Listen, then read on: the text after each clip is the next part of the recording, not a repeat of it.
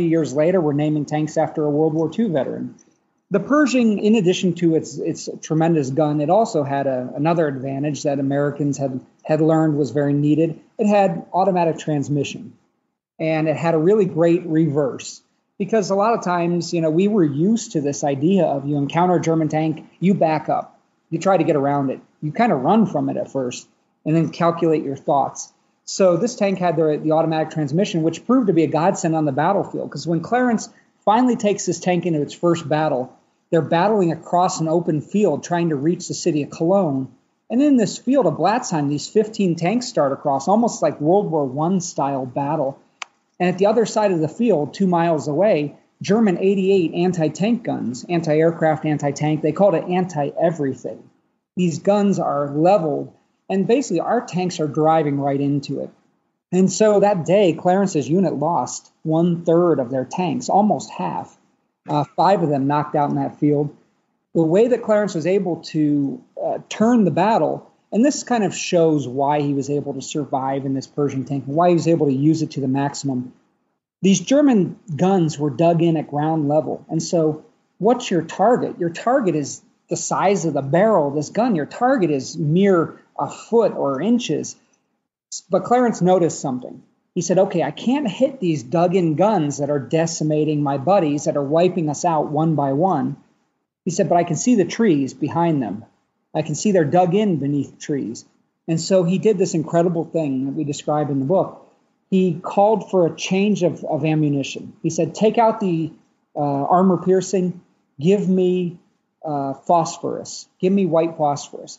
Usually white phosphorus was used to mark a target. In this case, he ended up shooting the white phosphorus rounds into the trees, and they exploded. And don't you know, the white phosphorus floated down into the German trenches. And before you know it, those German 88s stopped blinking. One by one by one by one, he knocked them out, and his company survived an assault that they shouldn't have. So it was partially the Pershing, partially the skill of that man in the gunner's seat. And when they got to Cologne, they would really see his talent up close. How many times did he lead into battle in his Pershing? When he picked up the Pershing, it was around late February 45. So thankfully for Clarence, you're talking about the month of March and the month of April. So you could argue he probably led the way 60 times. How many of those in the combat zone, that where they're actually getting shot at? A couple dozen. But enough that, any time you set out down a German road at that time in the war, your heart was in your throat. Because, again, around any bend, your death could be waiting. That happened to one of Clarence's friends, a young man named John Danforth. He had lost 4 tanks by April 45, and they gave him a 5th tank. And one day, we're talking around April 7th, so the war is really waning. The Germans only had about 200 tanks left on the Western Front. He's driving through a small village, and that day, what had happened was Clarence's tank had suffered a mechanical breakdown, and they said, okay, go ahead, Danforth, you take lead. The steering, the gun traverse mechanism had broken off in Clarence's hand. So literally, he suddenly can't turn the turret. He has to hand crank it. And they said, okay, Pershing's going to drop back. Danforth, you take the lead. And they drive through this little German town. And don't you know, all of a sudden, Danforth's tank explodes. The turret flies up in the air. It drove right across the path of a German Tiger tank, a Tiger II that was waiting for him. So Clarence should have died that day. So, his leading might have ended, or, as he always said, if I had been up there, maybe it would have been different. Maybe I could have saved my friend's life. That's why I love Clarence as a character and as a hero. He's 96 now. He's still alive. He's one of my best friends, and just that's the kind of guy he was. He came to an understanding, and that was, as much as he didn't want to be in the lead, as much as he didn't want to be a gunner, as much as he didn't want the Pershing, he had to do it. He had to take on this responsibility. He used to say, we have the biggest gun, we belong in front. And the reason was he saw his crew at first as his family, and then he came to see his company as his family. And he realized that the only way to keep his family safe was to shoot first, to shoot straight, and to never miss. And so this was the ultimate shouldering of responsibility, where he said, my buddies' lives depend on me, and I need to step up. And that was one of the hallmarks of who he is.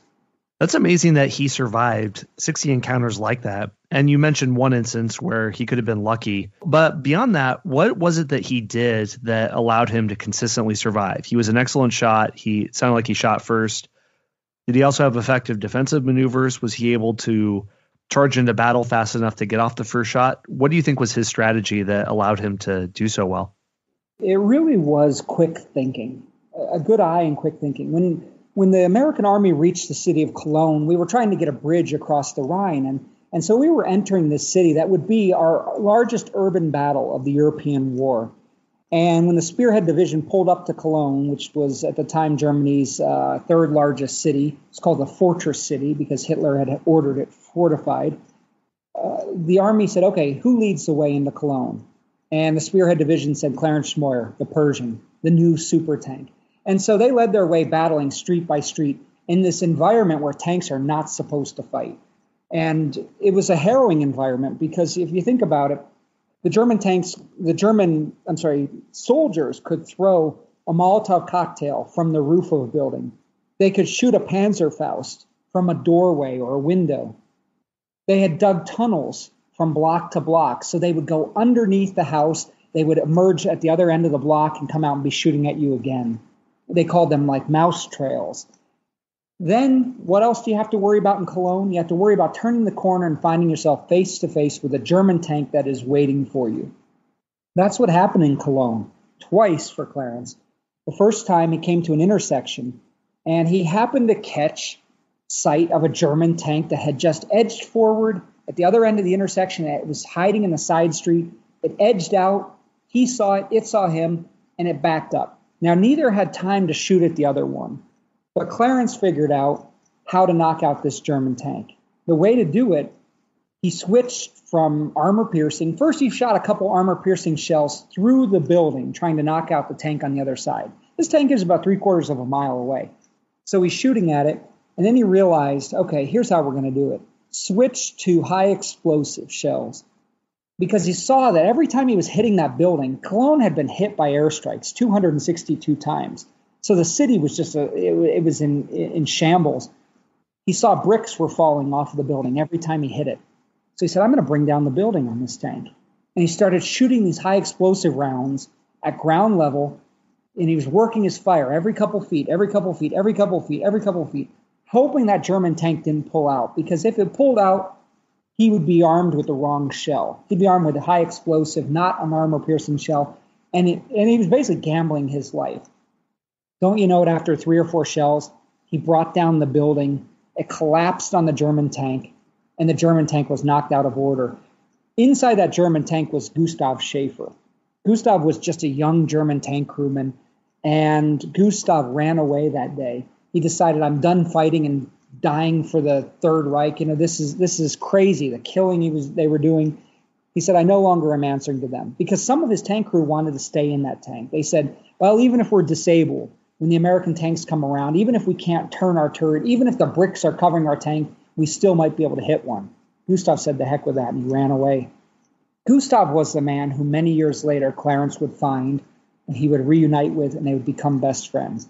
But that was one instance where his crack shooting saved his crew's life, his creative thinking, knocked out a German tank, and as Gustav Schaefer would later say, thank you for knocking that building on us. You saved my life that day.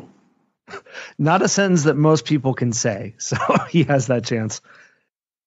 Hey everyone, Scott here. One more brief word from our sponsors.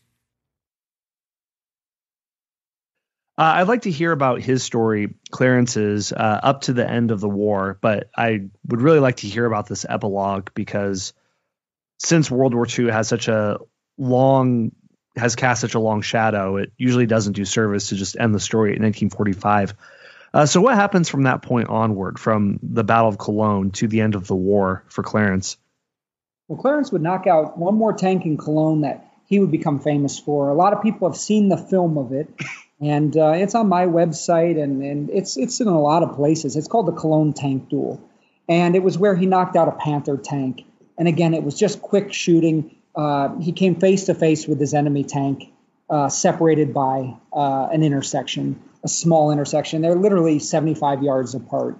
And it was a matter of who was going to get the shot off first. And it became America's most famous tank duel, World War II's most famous tank duel, because an Army cameraman filmed the whole thing. So you can see it on my website. I posted the film. So Clarence becomes the most famous tank crewman of World War II because this film went worldwide. So now not only does he have the new tank, he's our most famous gunner. People on the home front are talking about him. His parents are seeing him in the newsreels, and he's still got to lead the way into Germany. And for Clarence, the war culminated with one last assignment, and that was they crossed the Rhine. They had to reach the city of Paderborn, Germany, to encircle the German Ruhr pocket. The Ruhr pocket was where all the manufacturing was done, arms, ammunition. It was in this valley. And so Eisenhower decided, what do we want? Do we want Berlin or do we want the Ruhr? Berlin is ceremonial. It's the heart of Germany. But the Ruhr is what's keeping Germany fighting. So he sends a Spearhead division to take the Ruhr with hell on wheels. And the two heavy armored divisions are coming together for this cataclysmic final battle to encircle the Ruhr. The trouble was Clarence was tasked with capturing this vital city of Paderborn, which was the gateway to the Ruhr. What was at Paderborn? What was so special? Well, it had rail lines, it had communication lines, the troop lines would flow through there to the Ruhr. It was truly the portal, and it was also the home of the German armored forces. Paderborn was where the German tank forces had their schools. They had their instructors. They had their experimental tanks. The SS tankers would train there. The Wehrmacht tankers would train there.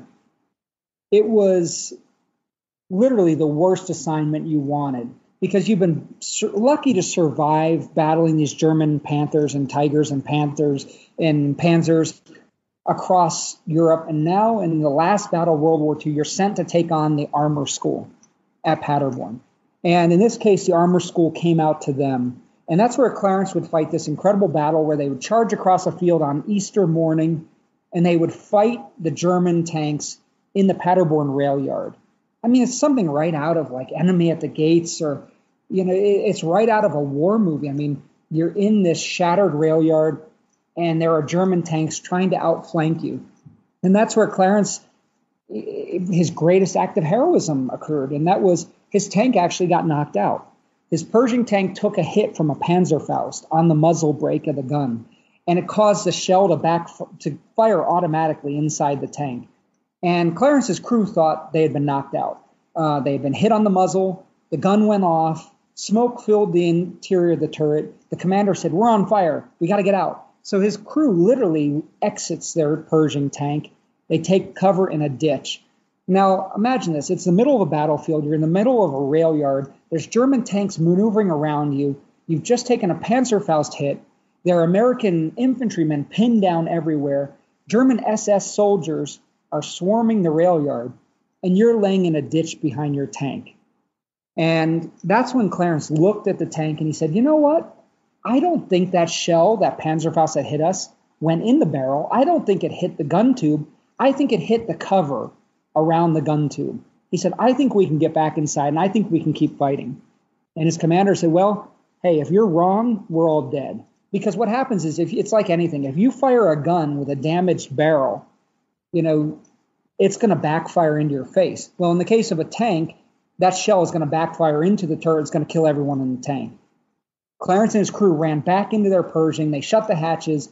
They're back in the fight. And the Germans suddenly think that this tank they had knocked out, it's come back to life. And so no more had they got into their Pershing and shut the hatches when Clarence's commander grabbed his shoulder and he said, 5 o'clock, Panther. There was literally a German Panther tank pulling up behind them. Now, the Panther had thought they were knocked out, so it was looking for other targets. Suddenly, you are separated 50, 75 yards from your enemy. He is behind you. And that's when Clarence pulled off one of the most amazing feats of gunnery in World War II. And I don't even want to, you basically have his turret is turning toward the Panther. The Panther realizes, this American tank is alive. And you have both of their guns turning toward the other. in a quick draw in a rail yard in the last major tank battle of World War II for our guys. And I almost